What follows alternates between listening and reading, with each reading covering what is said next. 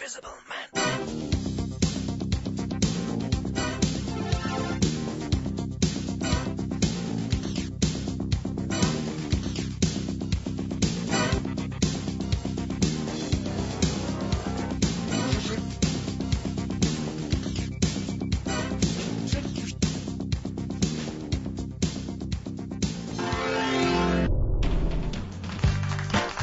Cosa odano le mie orecchie, amici di Stress? Intanto grazie per essere tutti qua riuniti in questa bella televisione. Io non so, veramente tantissimi che mi mandano email, anche sui social network che mi fanno i complimenti sono i vostri. Evidentemente la gente comune, la gente normale, gli piace questo tipo di trasmissione perché sì, parliamo di ciclismo, ma tante volte sforiamo e riusciamo anche a parlare d'altro, come anche faremo questa sera.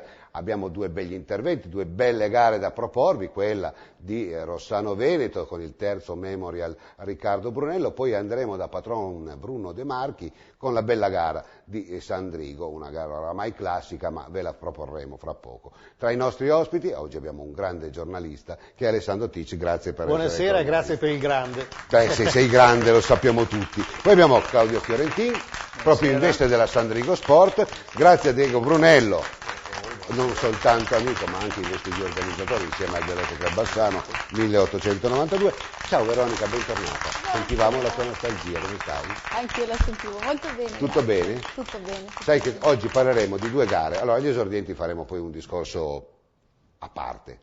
Parliamo anche dei giovanissimi, stanno a cuore, io sto vedendo delle cose che non è che mi piacciono molto, perché ce ne sono sempre un po' di meno, ogni anno un po' di meno, è vero che ce ne sono stati tanti iscritti a Sandrigo, però credo che ci sia un problema nelle categorie più giovani. Cosa si può fare secondo te? Ci vorrebbe un po' di promozione in più, intanto farsi vedere come squadre che si è presenti nel territorio, perché adesso nel ciclismo c'è poca promozione, a parte qualche volantino in giro, però promozione se ne fa poca. Bisogna anche farsi vedere come un'opportunità per questi bambini di insegnargli ad andare per strada, non solo ciclismo come gare, ma ciclismo come andare in bicicletta, imparare i segnali stradali, imparare a stare in gruppo. Logico, giocando in un campo da calcio non va in strada. Io e i miei giovanissimi vanno in strada. Ecco, ma esatto, questo bisogna dire. Allora, i giovanissimi cominciamo a parlare di bambini di 6-7 anni, sì. Mi pare che i tuoi vanno a scuola, vero? In bicicletta.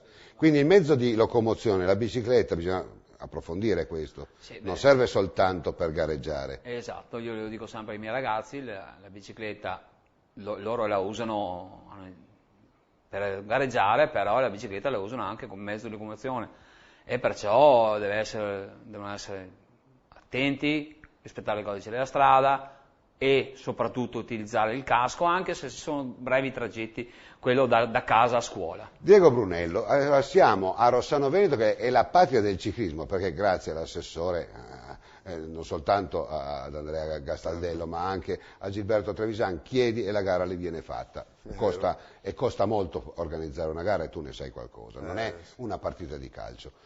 Però loro partono con l'incipit di dire lo sport è promozione, il ciclismo è educativo, un po' come sta facendo in questi giorni Bassano del Grappa che riunisce tanti bambini al palasport perché cominciano a capire quali sono le regole della strada. Allora, è proprio, stiamo parlando di algebra oppure sono cose che si possono fare? Poi ti dici perché ti devo fare una domanda sulle piste. Vedi Nicola, intanto i bambini vengono messi direttamente a contatto con quello che è diciamo, il mezzo meccanico che è la bicicletta, dunque va bene organizzare gare per bambini su strada, su pista o convocarli in un palazzetto per anche adesso una stagione anche fredda, per cui anche in un ambiente caldo dove poter fare delle gymkhane, spiegare loro cos'è il mezzo meccanico, perché bisogna conoscere anche la bicicletta, di cosa si compone, quali sono i componenti. E non è algebra, diciamo, nel senso che è importante che i genitori sentano questa esigenza di fare conoscere i propri figli, perché prima o dopo la bicicletta la prendiamo tutti in mano, pertanto prima cominciano meglio è. Chiaro che ci scontriamo con un periodo difficile dove naturalmente anche acquistare una bicicletta a volte risulta difficile per un bambino che ne avesse voglia, ma per questo ci sono le squadre che fin da bambini insomma danno delle agevolazioni. con dei costi, perché anche organizzare, tu dicevi poco fa, ha dei costi. Certo. Però tutto quello che facciamo lo facciamo proprio con l'obiettivo di far crescere i bambini come uomini, innanzitutto, non come atleti. Non è l'aspetto atletico che interessa né tantomeno a me, ma l'aspetto appunto umano, perché sappiamo quanto è difficile affrontare i problemi quotidiani e la bicicletta è un'ottima scuola da questo punto di vista. Approfondiremo poi dopo nella seconda parte, quando parleremo dei giovanissimi, anche sulla pressione che tante volte i genitori danno ai figli, no? Quindi questo è diciamo che sarà poi un discorso più educativo, di sensibilizzazione, perché forse i genitori tante volte non sanno che fanno un po' delle cazzatine, no? E i bambini soffrono molto di questo, e ce ne sono veramente tanti di questi casi. Parlando invece di etica sportiva, però bisogna anche collegarla con una visione di mobilità diversa. I comuni oggi abbiamo visto che hanno delle strade che sono sì percorribili per le biciclette, ma tante volte rapinate proprio i marciapiedi, gli danno una tinta, e anche qua mi viene un po' in mente fasi pirandelliane della nostra storia, no? Una tinta verde diventa una pista ciclabile con tutti i pericoli, cancellate, si interrompe ogni 3-4 metri. Ecco, voglio dire, questa sensibilità non è certo nord europea, noi italiani che siamo l'autentico rinascimento facciamo un po' fatica. Sì, siamo 100 anni indietro probabilmente, se vai in varie città europee, Strasburgo, non lo so, sono costellate di vere piste, vere piste ciclabili e non ciclopedonali, perché ad esempio tu cammini e hai la bicicletta che ti arriva da dietro, per carità, noi abbiamo questi mix molto strani. Devo dire che da genitore ascolto con grande interesse le cose dette dai dirigenti, perché è importante innanzitutto che i ragazzi, i bambini imparino come muoversi, perché prima o poi devono muoversi da soli, andare a scuola. Io ti dico che tutte le mattine accompagno mio figlio, che ormai è grandicello, a fare la terza liceo, a scuola, devo farlo con la macchina, lui ha la bicicletta, ma il tratto di strada, che non è neanche lunghissimo, da casa a scuola a Bassano, è assolutamente impraticabile, l'ora di punta è piena di macchine, allora o vai su marciapiede o lo spazio non c'è, anche se vedo comunque dei ragazzini che, insomma, cercano. Per carità, però devi avere 10 occhi come automobilista. Ma l'Italia è sempre questa. Allora, Rossano Veneto, ci sono stati degli sponsor, Andrea Castaldello, c'è una storia bellissima, la voglio anche raccontare ai nostri telespettatori. Nel 1908, mi pare, nasce la Villiers Triestina, che era sede a Bassano del Grappa. Dopo varie vicissitudini questa famiglia nel 69 raccoglie il marchio, questa che era un po' come, non so, una cornucopia evidentemente, e hanno saputo esportare un brand ai giorni nostri eccezionale. C'è una storia che mi piace molto, io so che tu sei nel confine, sei nato a... Sì, no, allora io sono nato a Roma. A Roma, va bene. Ma però i miei genitori sono da Fiume, a 40 km da Trieste, siamo giuliani, insomma. C'è una pagina fondamentale, nel 1946, in una famosa tappa del Giro d'Italia, proprio i capitani affrontarono dei grandi rischi, in testa su tutti c'era un certo Cottur, che ha fatto anche dei film con Totò, bellissimi, Totò al Giro d'Italia, e rischiando molto arrivarono fino a Trieste, dove c'era una orda di persone, 1 milione di persone, a accogliere festanti tutti i capitani di queste squadre, tra cui anche Bartali. La bicicletta ha riscritto un pezzo di storia fondamentale. Questa è un'eccellenza del tutto italiana. Noi siamo sempre abituati a pensare alle multinazionali, pensiamo alle nazionali, alle grandi aziende azzurre che non da oggi portano avanti con il lavoro quotidiano il nome del nostro paese. Villiers Triestina, io non sono un esperto di ciclismo, ma l'ho seguito da sempre in televisione. E questo marchio, proprio per le mie origini, mi ha sempre incuriosito. Poi quando sono venuto ad abitare per lavoro a Bassano ho scoperto che la Villiers Triestina era qua. Poi in anni successivi ho scoperto, e chiedo conferma, che il nome Villiers significa viva l'Italia libera. Insomma, era un messaggio in quegli anni molto forte, molto coraggioso. Che è attualissimo anche oggi. Erano anni difficili, c'era ancora il muro di Berlino da una parte, poi tutte le storie Trieste ancora contesa, certo. Zona A, zona B, adesso non annoiamo i nostri piccoli però sono parti di storia che interpretano tutti. Però voglio dire, erano dei nervi scoperti, lo sono ancora oggi, sotto sotto. E questo dimostra anche la potenza popolare del ciclismo. Una partita di calcio non avrebbe avuto a Trieste quell'effetto, ci è voluto il ciclismo. Adesso andiamo a Rossano Veneto, ricordiamoci che alla Parigi-Roubaix, tanto per dire, c'erano 1 milione di persone che gustavano queste gesta, no? Quindi il ciclismo là è veramente una religione, ma evidentemente c'è un messaggio da fare. In Inghilterra, pensate, che entro il 2020 bisognava abbattere gli incidenti automobilistici almeno del 50%. L'Inghilterra, con una manovra del tutto insolita per noi, hanno cominciato a fare veramente dei percorsi didattici sulla bicicletta e sono già avanti di 5 anni rispetto a noi che siamo indietro di altri 5. Quindi voglio dire, o cominciamo a capire che nel 2020 l'Italia nel 2020 avrà il maggior numero di morti giovani, saremo al primo posto come morte giovanile negli incidenti stradali, o cambiamo registro. Allora io vi prego di cambiare registro gustandovi questa gara e farvi vedere cosa vuol dire veramente una bicicletta con 2 ruote, 2 pedali, freni davanti, freni di dietro e anche un manubrio con insomma tutti gli optional che sono nelle biciclette, specie quelle italiane.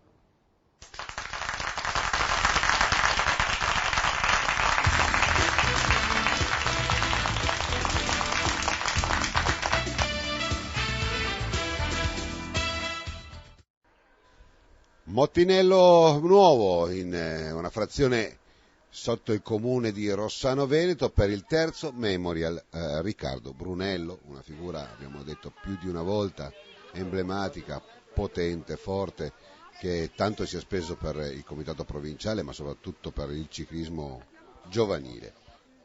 Oggi la maniera migliore per ricordarlo è vedere questi ragazzini esordienti al primo e al secondo anno cimentarsi in un circuito di 2800 metri proprio per poter dare e conferire a lui quella memoria giusta, quella memoria importante.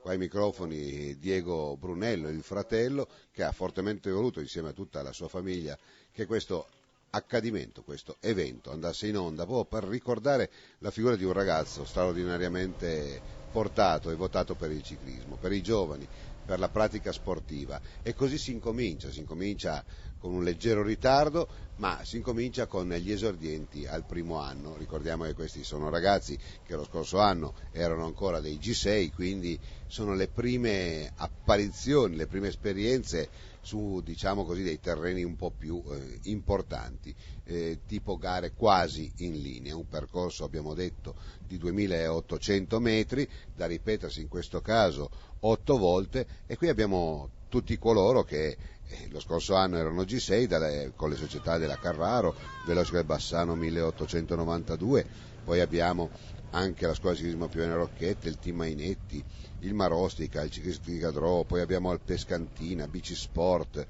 insomma addirittura dal Trentino con lo Zambani, con Lugagnano, poi abbiamo il Postumia, il Foen Battistel, Giorgione, Bici Sport, il Borlottini Lugagnano.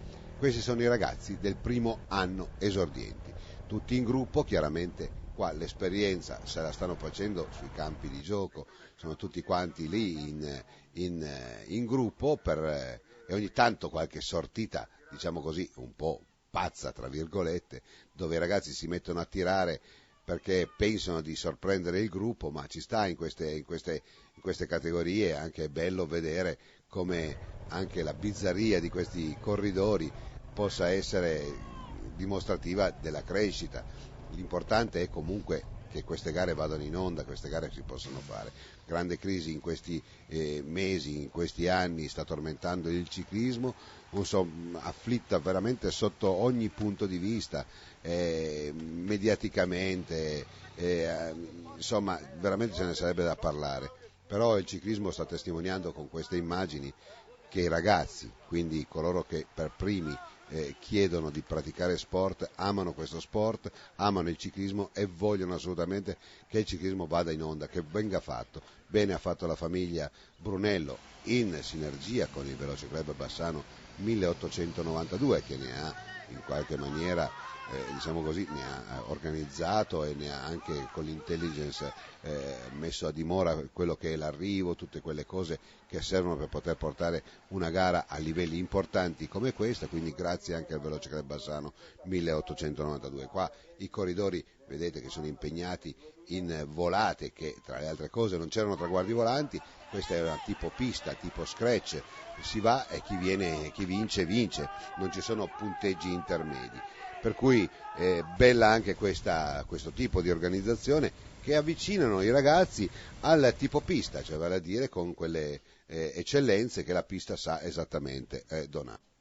E quindi adesso siamo con le fasi finali, l'arrivo a ranghi compatti per la categoria esordienti al primo anno e si impone su tutti, dopo una bellissima e lunga volata, Samuel Fongaro del Cycling Team Mainetti.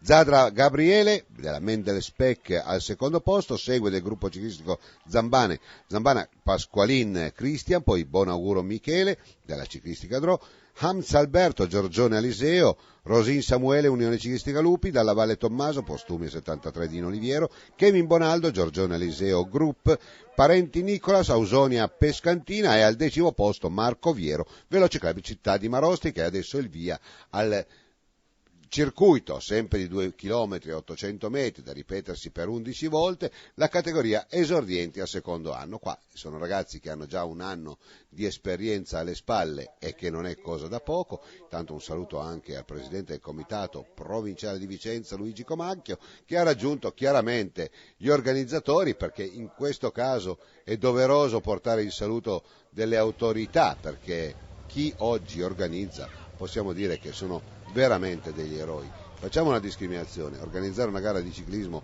a questi livelli non è una partita di calcio né di rugby, cioè qua bisogna veramente mettere in sistema, in rete, tantissime eccellenze.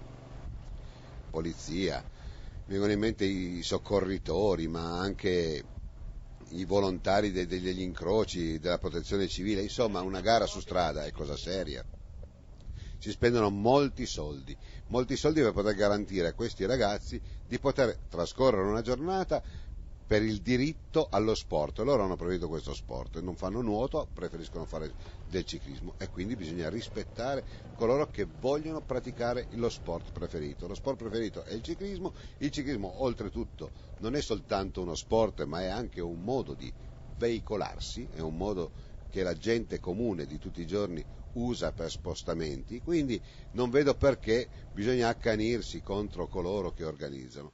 Questo è importante dirlo, perché alla fine la gente in qualche maniera fa l'orecchia da mercante. Qua siamo, abbiamo detto, con gli esordienti al secondo anno, qui sempre Cavi Carraro Sandrigo Sport, il Bassano 1892, un po' le società che hanno visto partecipanti nella categoria minore degli esordienti al primo anno. Qua ci sono molte promesse che potranno andare a fare gli allievi e poi gli juniores, chissà. Si gioca tutto nel giro di pochi anni, chi ha voglia di partecipare continua ad andare avanti e chissà, noi gli auguriamo a tutti che possano diventare dei campioni, ma certo è che anche se non diventano campioni cominciano a capire che la vita è fatta di salite. Intanto un saluto, lo vediamo, Bruno Brunello insieme al consuocero, il signor Fantin, di Riccardo Brunello. Oggi è una giornata che racchiude in sé dei valori, due valori sono fondamentali, che è quello dello sport e il ricordo di Riccardo Brunello, e quindi quando sono le famiglie che ci mettono la faccia, vogliono ricordarlo, perché sapendo che il loro compianto aveva questo grande amore per questa disciplina sportiva, meglio di tante altre cose è ricordarli quando nel loro mondo, in questo mondo, loro, diciamo così, godevano di più, avevano più possibilità di divertimento, potevano essere loro stessi quando si organizzavano gare e quando, io ricordo, Riccardo andava a parlare con le scolaresche. Quindi questi sono segnali importanti voluti dalla famiglia, e bene hanno fatto gli organizzatori, non soltanto il Veloce Club Bassano 1892, perché anche l'Unione Ciclistica 2000 ha contribuito con la mise en place, con l'arrivo, per poter dare una occasione a questi ragazzi che oggi hanno 13-14 anni e che è giusto che pratichino sport. Giudice arrivo, 2 giri alla fine della kermesse che chiude di fatto la giornata sportiva di Rossano Veneto. Ricordiamo Rossano Veneto, il comune più ciclistico sicuramente del Triveneto, perché quando si parla al comune di Rossano Veneto di ciclismo, la porta è sempre aperta. Qua una lotta davanti, dopo ripetuti attacchi hanno spaccato il gruppo in più di una occasione, poi si sono ricompattati negli ultimi giri perché si sono dati una calmata a tutti i corridori. Ci sono alcuni tipi di caccia, alcuni momenti di caccia, come in questo momento abbiamo visto sia Matteo Zandomeneghi ma anche il campione italiano Filippo Zana della scuola ciclismo Piovene Rocchette, anche Mattia Saccon sempre tra i migliori. La Bici Sport qua ha fatto veramente tutta la gara. Un plauso veramente alla Bici Sport insieme a Thomas Bizzotto, ma tutti quanti, anche Tessarolo, insomma, si sono messi a guidare e a tirare come dei forsenali dalle prime battute. Saranno forse pagando dazio, lo vedremo tra poco sulla volata, perché veramente la giornata, la gara l'hanno fatta proprio quelli della Bici Sport. Bene lì tutti davanti ci sono i migliori, quelli che presumibilmente si giocheranno la volata, e quindi abbiamo Luca Coati, Bizzotto Thomas, Panizza Andrea, abbiamo anche Lorenzo Giop della Foen Battistel, li avremo ospiti qua presto con tutta la loro squadra. È un ciclocrossista, quindi bene si sta comportando. Una grandissima volata, un bellissimo viale De Gasperi, che porta dopo 300 metri di lunga volata alla vittoria certa, con Matteo Zandomeneghi della Foen Battistel, seguito da Mattia Saccon del Postumia 73 di Oliviero, Filippo Zana, scuola ciclismo Piovene Rocchette Rampon, Mattia Taborra, Postumia 73, Raccani Mattia, scuola ciclismo Piovene Rocchette, poi seguono Giop Lorenzo, Adamo Davide, Panizza Andrea e Bizzotto Thomas. A conclusione, dopo questo bel rallenti del nostro regista, che ci fa vedere esattamente la bella volata di Zandomeneghi Matteo, il quale testimonia il fatto che lui vuole esserci nelle categorie superiori, perché sicuramente sarà un protagonista anche il prossimo anno, ma soprattutto quest'anno, per quanto concerne il vero ciclismo. Rossano Veneto con la targa da dare al gruppo più numeroso partecipante, che se non erro dovrebbe essere proprio il gruppo Foen Battistel, ma premia anche al Giorgione Aliseo. Intanto vediamo Gilberto Tremisan, sindaco di Rossano, e Diego Brunello, che premiano tutti quanti i partecipanti e coloro che sono attori insieme ad Andrea Gastaldello. Rem Device, impulsi preziosi. FIS, porte basculanti, chiusure sezionali, serrande, cancelli estensibili, chiusure tagliafuoco. FIS, la qualità e le eccellenze di un marchio prestigioso. FIS, una stretta di mano che dura da 40 anni, in via Campagna 164 a Galliera Veneta.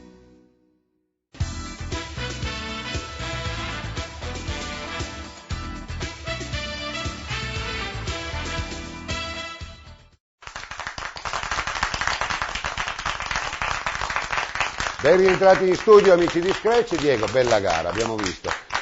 Quella è la via dove tu abiti, dove abitava tuo fratello. Sì, esatto. Ecco, ti posso fare una domanda?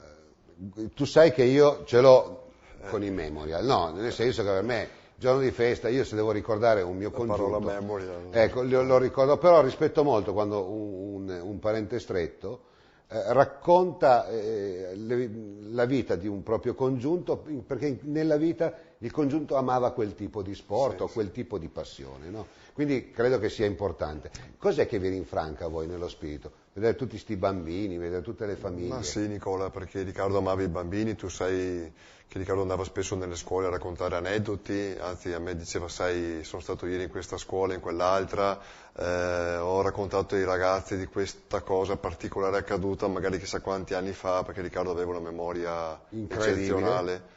E avevo tutti i ragazzi che mi guardavano con questi occhi sbarrati e attenti, e catturava la loro attenzione. Quindi la mia famiglia ha iniziato per 2 anni a proporre una borsa di studio dedicata a Riccardo, però si svolgeva in una, diciamo, anche geograficamente era abbastanza limitata come, diciamo, offerta. E abbiamo visto che con la gara ci si rivolge a molti più bambini in particolare, e quindi noi vogliamo diffondere un messaggio di gioia, di vita a questi ragazzi. E che tante persone possono ricordarla, questa persona, perché è stata veramente importante. Noi regaliamo un libretto ad ogni squadra con le immagini, un breve racconto sulla vita di Riccardo, che poi dico anche ai ragazzi stasera, Riccardo era un ragazzo normale, la sua straordinarietà sta proprio nel fatto che era un ragazzo normale, quindi non vuole essere super uomini, avere superpoteri per essere persone, diciamo, da ricordare e da apprezzare. E questo è il messaggio che la mia famiglia vuole diffondere a questi ragazzi e spero che possiamo ancora per tanto tempo portare avanti questa gara, che poi sia memoria, cosa vuoi, si doveva pure dare un titolo a questa gara. Sono d'accordo con te che anche a me la parola memorial non è che stia molto bene, però non vedevo molte altre alternative. Il ricordo l'abbiamo visto, l'abbiamo anche vissuto insieme. Sì. Tanto per dirti, Tic, per parlare proprio di Riccardo come che se fosse qua, perché noi abbiamo una moltitudine di trasmissioni dove lui veniva e forse questo ha tirato le ire addosso di tante persone, perché chi viene qua di solito non è ben gradito a una certa dirigenza, ma questo a noi ce ne impippa poco. Io mi innamorai di questo ragazzo perché, ti dico la verità, io sono un appassionato, come tu ben sai, come forse non sanno i nostri telespettatori, di Vaillant. E ci inventammo questa gara e lui era uno straordinario intenditore, ma conoscente profondo del Vaillant. E oggi avrebbe 37 anni, per cui è scomparso nel 2008, il 15 dicembre del 2008, quindi aveva 32 anni il ragazzo. Io mi incuriosii come mai un ragazzo così giovane avesse dentro le proprie corde un ricordo così vivido, così incredibilmente reale di quella situazione. E ricordo ancora come si commuoveva quando andavano in gara, e c'era anche un certo Fabio Casotto, che oggi sta studiando, un seminarista, che non vinse ma volle partecipare alla deposizione della corona a memoria. Ecco, questo dà la cifra del personaggio. Questo è un segnale di grande sensibilità, perché si parla di un fatto storico ormai lontano, diciamo, nel tempo, vicino. Oggi 50 anni, ecco, quest'anno 50 anni, sono 50 anni. Che se non ci fosse stato lo spettacolo di Paolini, qualche anno fa sarebbe stato, non dico dimenticato, quasi. Ma quasi, perché l'Italia è così, per carità, bisogna andare avanti, certo. Ma è stata una delle veramente più grandi tragedie la calamità della storia. Non naturale, perché non fu naturale. No, è stata una calamità voluta, proprio telecomandata. Ben telecomandata, è una storia complicatissima, affascinante giornalisticamente, certo. È una tragedia, e il fatto che una persona di un'altra generazione si sia appassionata a questa vicenda è un segnale appunto di sensibilità. Ecco. Parliamo di memoria, no? E quindi credo che anche te, cara Veronica, studi, e quindi la memoria debba essere un accessorio quasi fondamentale. Però la memoria, se non è condita con una certa passione, si dimentica presto. Per cui la cultura riesce anche però a farti capire come gestire i rapporti tra dirigente e creature, perché parliamo di bambini dai 6 ai 12 anni, tra poco vedremo la gara. Ci va una sensibilità in più. Secondo te dovremmo investire molto di più su una dirigenza un po' più qualificata, oppure dobbiamo lasciare che i genitori, specie nelle categorie G1 e G6, come diceva tante volte Diego, sono molto un po' strumentalizzati e caricati di pressione da parte dei genitori? Beh, la cultura in qualsiasi ambito, non solo nel ciclismo, arricchisce qualsiasi cosa e viene prima di tutto. Una persona che ha un filo di cultura la si distingue subito. Ovviamente chi ha un po' di cultura, chi ha studiato un po', probabilmente può dare qualcosa in più, perché è più consapevole dei rischi o della storia o dei fatti, di come stanno le cose, anche a livello di federazione. Ma io più che cultura, voglio fare intervenire un altro di esse, no? Ma secondo te ci sono dei genitori che comunque si mettono attaccati al televisore e i bambini fanno vedere com'è la postura di quel corridore o di quest'altro, del professionista, li caricano esattamente di cose che sono, secondo me, neanche pensabili? No, voglio dire, qua non è questione di cultura, è questione anche di cercare di far capire poveri che loro forse non hanno capito che stanno sbagliando. Esatto, l'errore che fanno i genitori in queste categorie è per l'appunto mettere i ragazzi, ma non solo nelle categorie G1, G2, G3 e via fino ai G6, anche dagli esordienti agli allievi, mettere i ragazzi davanti al televisore e dire, vedi come fa Cancellara, vedi come fa Filippo Pozzato, vedi come fa Cavendish, cioè, e devi fare come loro. Questo è un grande errore, perché i ragazzi devono utilizzare questo sport soprattutto per divertirsi. La pressione adesso, il gridare al talento a questa età è sbagliatissimo. Allora noi vorremmo fare una pubblicità. Devo fare come io. Esatto. Sbagliamo anche gli aggettivi, i verbi, ma devo fare come io. Esatto. È fondamentale. Allora, adesso per buona educazione nei riguardi di patron Bruno De Marchi, devo andare a elencare la sua gara. E De Marchi in questo è straordinario, perché il suo è il 16° Gran Premio FIDAS Zona 5, il 10° trofeo Memorial Umberto Brotto, secondo Memorial Gagliazzo Luciano e primo trofeo Agritecnica. Tutto questo vuol dire Sandrigo Sport e vuol dire gara dei giovanissimi. Un saluto a te, caro Bruno De Marchi, perché sei un grande, ma un bacio e veramente voglio un in bocca al lupo, ma soprattutto tieni duro, perché la vogliamo qua presente al più presto, tua moglie, la dolcissima Maria. Quindi un bacione da parte mia. È una cosa che non faccio mai, però questa persona in questo momento ha bisogno di un nostro veramente applauso. Vai Maria, che ti vogliamo vedere nelle zone più vicine con tuo marito, anche a litigare, ma vedere le belle giocate in bicicletta. Andiamo con Sandrigo.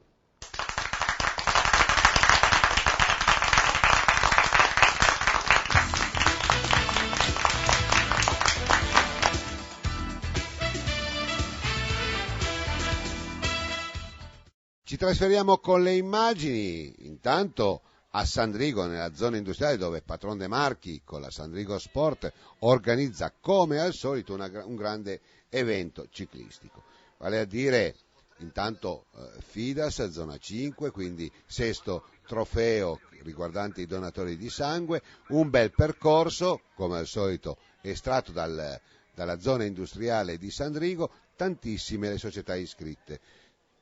13° trofeo Zona Sida, intanto vediamo proprio il patron Bruno De Marchi con il Gran Premio Donatori di Sangue, oramai un binomio importante, vediamo la misurazione dei rapporti dei G1, questi sono bambini di 6 anni che cominciano ad avere le prime esperienze sulle 2 ruote, fanno una grande tenerezza. Ricordiamo che ce ne sono molti iscritti, ahimè purtroppo soltanto una G1 nelle femminuccia che è Eleonora Tiziani della Guadense Rotogal Espe.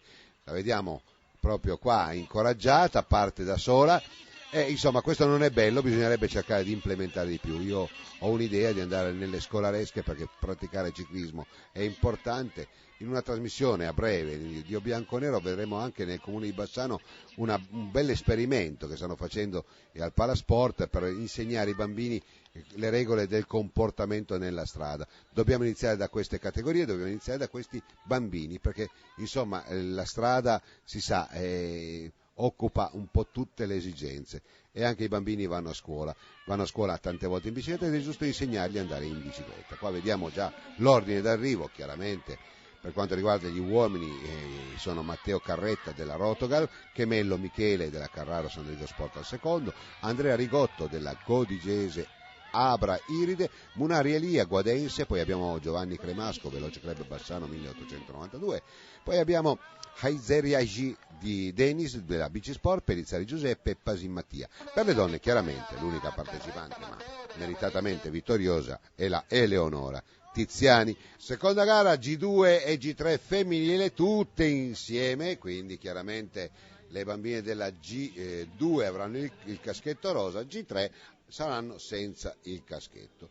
Questo è perché non erano molte le iscritte, per cui hanno raggruppato tutte quante in un'unica kermesse. Partono tutte quante in bella mostra queste ragazzine, ce ne sono molte, c'è la Fiorentin Cadori, la Cadorin, la Ciliero, Bianco Moroni Zavarese, Crestanello Fontana, poi abbiamo la Bisortole, De Marchi, Ceresara, poi abbiamo la Lazzari, già G3 Bars, Michelazzo, Dalle Rive, Cornale Caterina, Santa Caterina e Cornale Caterina chiudono il lotto delle G3 femminili, quindi anche per loro giri corti percorso oramai classico della zona industriale di Sandrigo, quindi 4 giri per loro, per una volata che chiaramente, presumibilmente, vedremo in testa alla classifica una protagonista del G3, vedremo chi sarà, se sarà Simonetto o la Menegazzo o la Grendele, ma sono tutte là. Queste sono le G2 femminili, vediamo con quale piglio, con quale grinta vanno sulla bicicletta le ragazzine di questa categoria, tante persone come al solito una bellissima organizzazione con le motostaffette, benché è tutto chiuso al traffico questa gara. Vediamo proprio nelle categorie, abbiamo nelle femminucce, per quanto riguarda le G2 femminili, Raccani Gloria al primo posto, Zanin Anna al secondo, Strozzo Lucia al terzo, poi seguono Zen, Cazzola, Ceconello, Depretto, Cazzola e Povolo. Queste sono le G2 femminili. Per quanto invece concerne le G3 femminili, vediamo subito l'ordine d'arrivo. E quindi Giulia Lazzari, Coppi Montecchio, Veloce Club Schio 1902, Cornale Caterina, Michelazzo Emma, Bars Elisa e dalle rive Angelica, e chiudono il lotto delle vincitrici dei podi delle G2 e G3 femminile. Adesso andiamo con i G2 maschile. Andiamo subito a dare l'ordine di quanto andiamo a raccontare oggi. Ci sono qua Parise Marco, Menin, Lunardon Leonardo e Lunardon Cristian, poi abbiamo Fiorentin Domenico Attilio, Cadorn, Civiero, Bianco, Moroni, poi ancora Zavaris Riccardo, Crestanello Samuel, Fontana Alessandro, Bisortole Giuseppe, poi De Marchi Andrea, chiude Ceresara Andrea del Cycling Team Mainetti, che è questo De Marchi, mi pare proprio sia il nipote di Patron De Marchi. Poveri nipoti, quando hanno dei nonni che amano il ciclismo, o sicuramente devono fare sport, e lo sport è sicuramente quello del ciclismo. Andiamo a vedere, bella vittoria questa di Cristian Lunardon del Veloce Club Città di Marostica, seguito da Tommaso Moroni, Fontana Alessandro, Lunardon Leonardo, per quanto riguarda il quarto posto del Veloce Club Città di Marostica, quindi primo e quarto per loro, Termopiave con Cadorin, Cristian, De Marchi Andrea, Carraro Sandrigo Sport al quinto, poi seguono Crestanello Samuel, Parise Marco, Menin Elia Tan, Bisortole Giuseppe, Bianco Alex e Fiorentin Domenico Attilio. Passiamo alla categoria G3 maschile. Qua abbiamo visto che stanno in pratica vanno G2 e G3 separatamente, non come le femminucce che hanno fatto G2 e G3 insieme, anche per accorciare i tempi. Bene hanno fatto i giudici, perché chiaramente minacciava pioggia e sarebbe giusto che questi ragazzini qua, visto che fanno tanta strada, possano partecipare. G3 maschile, qua abbiamo tanti, ne abbiamo proprio tanti: Santa Caterina, Giacomo, poi abbiamo Oxa, Basso, Zolin, Settin, Gasparella, Schirato, Tiziani, poi ancora Dalla Caminà, Grendele, poi abbiamo Arduini, Simonetto, Menegazzo, Zanon, Migliorini e D'Urso Filippo. G3 maschile. G3 maschile, abbiamo detto, un nutrito gruppetto di ragazzi che se le danno veramente a dovere per poter mettere il muso davanti rispetto a tutti gli altri. Anche belli questi bambini, che sono veramente micro bambini già in bicicletta. Così è e così deve essere. Ricordiamolo sempre, non ci smetteremo mai e non stancheremo mai di dire che la bicicletta è il primo mezzo di locomozione che si usa veramente in tenera età fino ai 100 anni. Quindi qua G3 vince Giovanni Grendene della Scuola Ciclismo Alto Vicentino, Dalla Caminà Nicolas, Veloce Schio 1902, Migliorini Nicolò del Lievore Detersivi Villa Verla, al terzo posto seguono Simonetto Gabriele, Zanon Eric, Tiziani Alessandro, Schiro Alessandro, Menegazzo Francesco, Basso Sergei, Gasparella Kevin, Hoxia Hermid e poi Zolin, Nodinelli, Felipe della Cavi Carraro Sandrigo Sport. Qua andiamo con la categoria G4 femminucce, quindi tutte quante qua, e insieme alle femminucce della G4 abbiamo anche i maschietti della stessa identica categoria.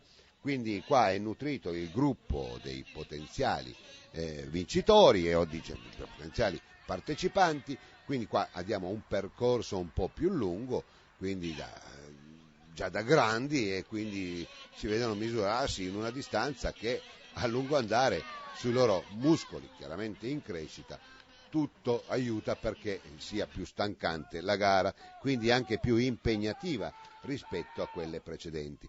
Abbiamo detto qua nei G4 abbiamo molte squadre, vorrei citarli tutti i ragazzi se riesco, da Dalligna, Fraccaro Asia, Fraccaro Maria, Bernardi della Valle Sara, Marcante, Bortoli, Ceconello, Calsamiglia, Chemello, Simonetta, poi abbiamo Colareda, Donatello, Francesco, Marcadella, Sebastiano, tutti là che se la stanno veramente giocando alla stragrande.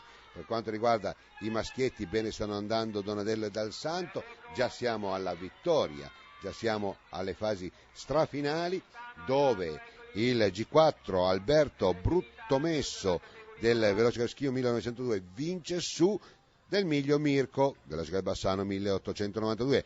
Poi Schiro Riccardo, Scuola Ciclismo Piovene Rocchette, poi Donatello Francesco, Dal Santo Trento, Del Miglio Simonetto, Pagliarusco, Mattesco, Marcadella Sartor. Per quanto riguarda il G4 femminucce abbiamo dalla Valle Sara, Bortoli, Fraccaro Asia, Fraccaro Maria, Dalligna, Ceconello, Calsamiglia, Bernardi, Schiavo e Marcante. Qui abbiamo le donne, quindi G5 insieme ai maschietti, quindi G5 maschi e femmine, qua vediamo i maschietti, insieme alle femminucce. Quindi tra poco commenteremo quest'altra bellissima gara organizzata dalla Sandrigo Sport, quindi abbiamo detto Patron dei Marchi, per quanto riguarda il 13° Gran Premio Donatori di Sangue. Quindi donatori di sangue vuol dire anche sensibilizzare alla donazione già dall'età dell'infanzia questi ragazzini. Abbiamo detto G5 femmine e maschietti, qua abbiamo primo anche Gran Premio Agritecnica, ci mancherebbe altro perché bisogna anche nominare il nome dello sponsor, sennò poi il patron Bruno De Marchi si arrabbia ed ha ragione, perché anche l'Agritecnica ha tirato fuori dei soldini per poter far sì che queste gare vadano in onda, si possano organizzare. L'abbiamo già detto anche con la gara precedente dedicata agli esordienti.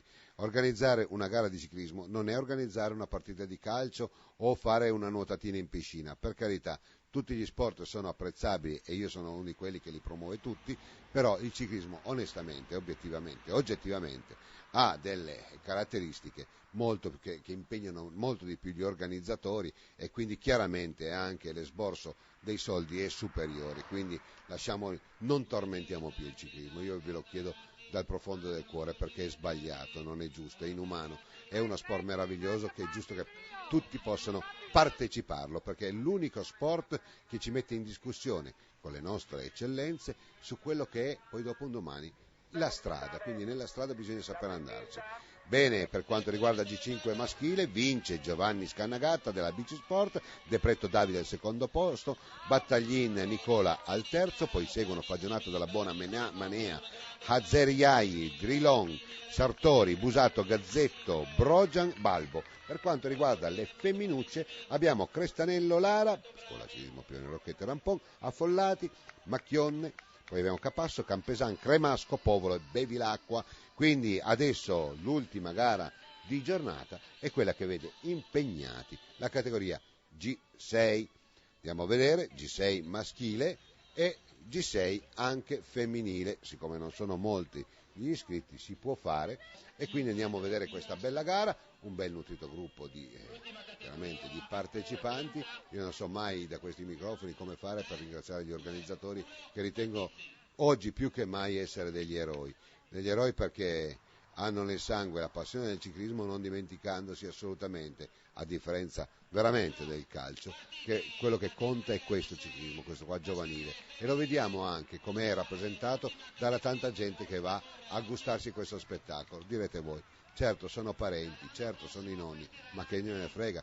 Questo è un momento in cui le famiglie si riuniscono, che dialogano, che stanno insieme e non stanno lontani, non sono uno contro l'altro perché il figlio ha fatto il fallo a questo o quell'altro, non c'è mai una lite. Quindi questa è crescita positiva. Mettete giù le mani dal ciclismo. Questo è veramente sarà il leitmotiv di tutto questo anno. Smettete di mettere le mani addosso al ciclismo. Il ciclismo non ne può più, è lo sport più bello del mondo, raggruppa tante entità, raggruppa tante etnie e raggruppa le famiglie. Quindi smettiamola. Andiamo con il G6 femminile e maschile. I maschi vince con Riccardo Carretta della Rotogal Espe, seguito da Andrea Rigo, Termopiave Meccanica, poi Alessio Elia, Bicisport, poi Catellan, Mentil, Bianco, Aceti, Marini, Tosin, Cademo, Simioni, Bars. Per quanto riguarda le donne abbiamo la vincitrice Sofia Zamperetti, G6, poi abbiamo Shala Schmid Giada, Berta Rossi Sì e Ferrezzante Capasso, e con questo è quasi tutto. Bellissime le premiazioni, di nuovo in studio. Anche quest'anno abbiamo deciso di essere qui in occasione della gara ciclistica, ormai sono più di 10 anni, se non ricordo male sono 13, e la FIDAS è presente per portare il messaggio di sportivi sani e donatori che partecipano per il gusto di partecipare, per il gusto anche di vincere e che un giorno speriamo possano diventare donatori di sangue. Ultimamente lo sport non ha dato dei buoni esempi di sportivi sani, di sportivi leali. Noi invece vogliamo essere qui per portare il nostro messaggio. Cerchiamo anche di portarlo avanti anno dopo anno, di essere presenti, di dare una mano all'organizzazione. In questo momento di crisi è sempre più difficile organizzare manifestazioni sportive, noi cerchiamo di dare una mano affinché questo sia possibile. I donatori di sangue non sono delle persone speciali e tanti sportivi dovrebbero diventare donatori di sangue e testimonial di donatori di sangue, in maniera da far capire ai giovani ragazzi che si può essere campioni nello sport e dei campioni nella vita grazie a un piccolo gesto quale è il dono del sangue. Epoca, prodotti certificati. Per la casa, l'industria, il giardinaggio e l'agricoltura. Epoca, diamo vita alla tua vita.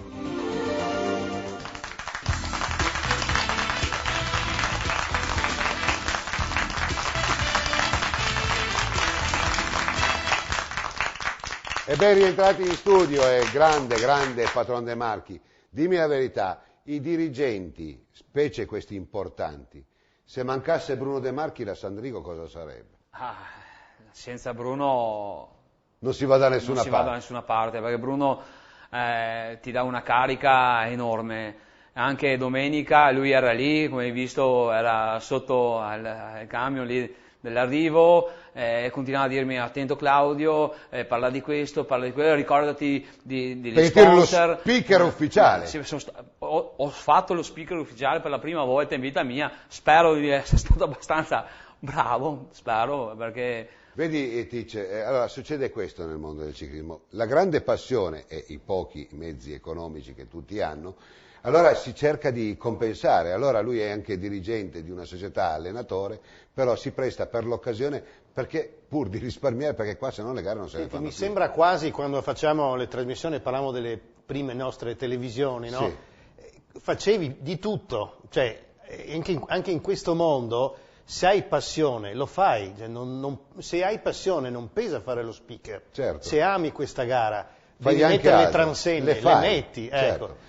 Tra l'altro, scusa, chiedo anche scusa ai ragazzi, forse ho detto una cosa sbagliata prima parlando di Trieste, ho detto anche c'era il muro di Berlino. No, quello era l'89. Ma vabbè, infatti, volevo dire, caspita, adesso grande non c'era un grande, però c'era un muro ideologico. Infatti, c'era già il muro ideologico, infatti dico, devo guardare Wikipedia perché probabilmente ho detto una No, nel 61 è durato poco, certo, insomma, certo, però il muro ideologico c'era. Il muro del dopoguerra mondiale. Certo. Diego, una frase del nostro presidente Renato Di Rocco che ci segue, lui è molto attento, in tutto non si può andare d'accordo con tutti, per lui ha fatto una volta mi ha detto una frase che per me la porterò sempre conservata perché per me è geniale. In un momento di crisi, può anche durare 10 anni, 15 anni, il ciclismo non la teme. Perché il ciclismo è sempre stato in crisi, ma sai, quindi sono abituati alla sofferenza. Col discorso poi che la benzina costa, acquistare automobili è sempre più difficile, non ci si arriva perché i soldi mancano, si investe sulla bicicletta, dunque certo. I 300 euro, 200 euro per un usato si trovano magari da qualche parte. Ma stai attento, ma quando uno deve comprare una bicicletta, lo chiedo, è congiunta questa domanda ai due direttori sportivi, ci sono nei supermercati, oggettivamente quando li vedo piglio un po' di paura perché è un mezzo molto importante la bicicletta, sì. Ma se ci sono biciclette che costano 70-80 euro, posso capire una lavatrice a 100 euro in offerta, al massimo che può fare un po' di acqua, ma se io do un mezzo a un bambino di quelle... La bici del supermercato sai benissimo che... Non voglio parlare male, No, ma sai che è fatta in economia, pertanto la devi usare con la massima attenzione, non prendere buche... stare attento. Ma anche gli accessori, i freni, penso che abbiano un attrito diverso. D'altra parte, per quello che costa non puoi pretendere che abbia chissà che elementi di qualità. Certo, se fosse certificata sarebbe meglio. Ne parlate voi genitori quando...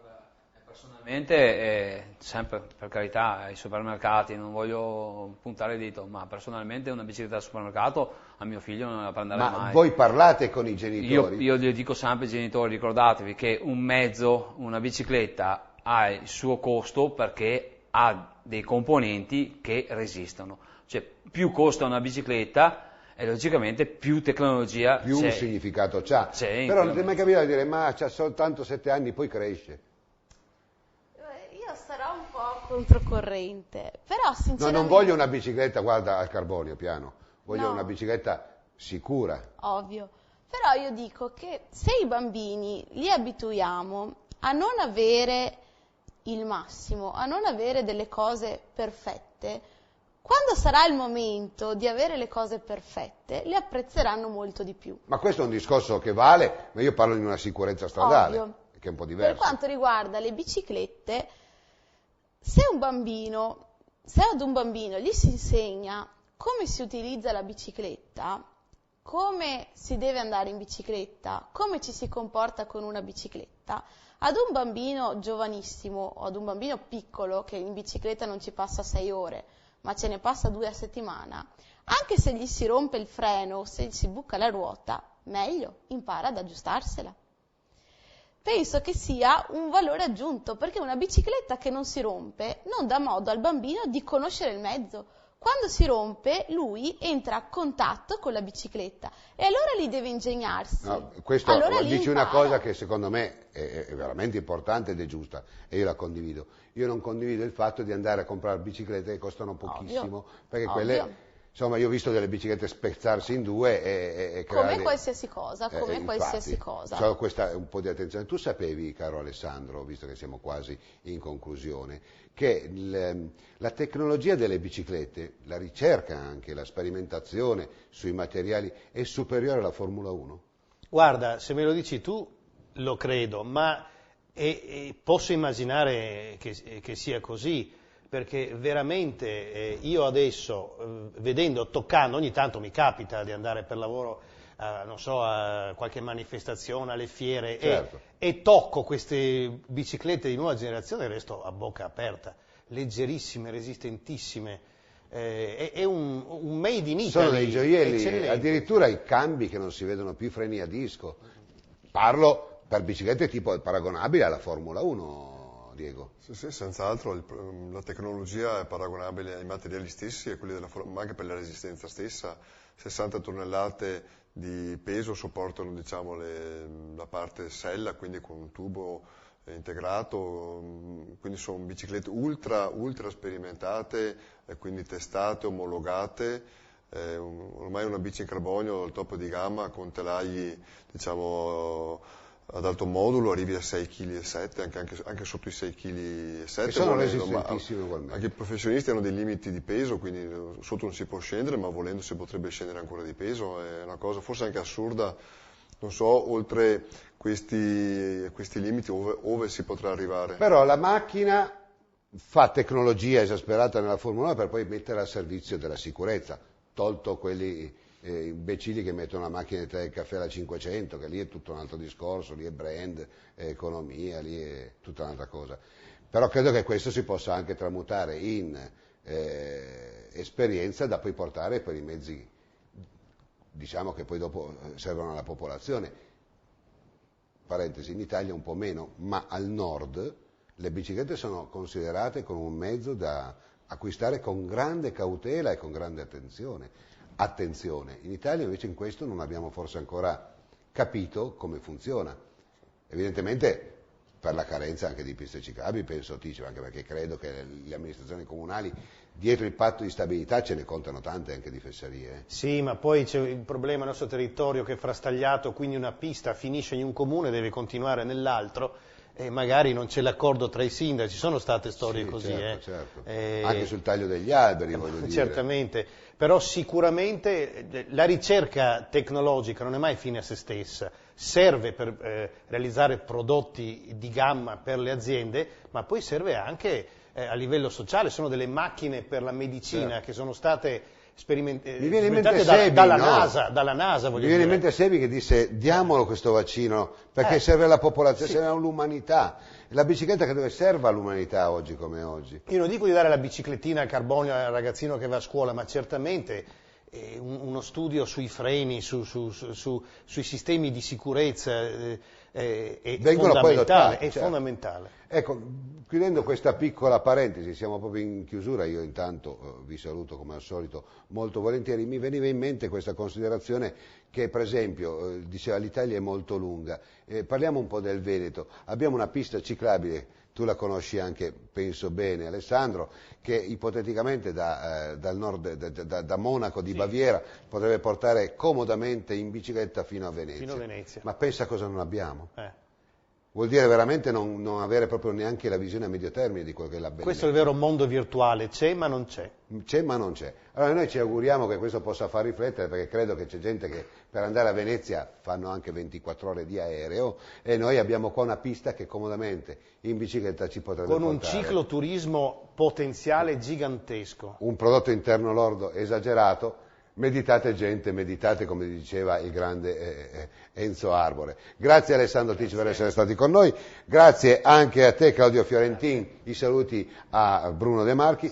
Diego, quando tu vuoi, questa casa è la tua casa, e cara Veronica, prossima settimana cosa ci farai? Sorpresa? Va bene, allora ti aspettiamo settimana prossima con la sorpresa.